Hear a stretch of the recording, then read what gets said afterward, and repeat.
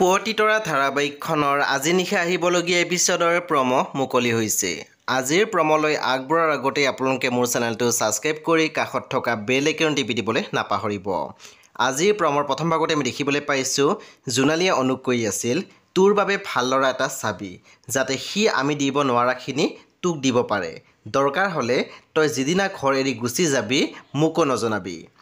তাৰপিছত আমি প্ৰম'ত দেখিবলৈ পাইছোঁ প্ৰজ্ঞাই মনীষাক কৈ আছিল বাইদেউ বুলি চেনেহত পৰিছিলি নহয়, বাইদেউৰ মনটো ভাল লগাব বুলি তই জেললৈও গৈছিলি।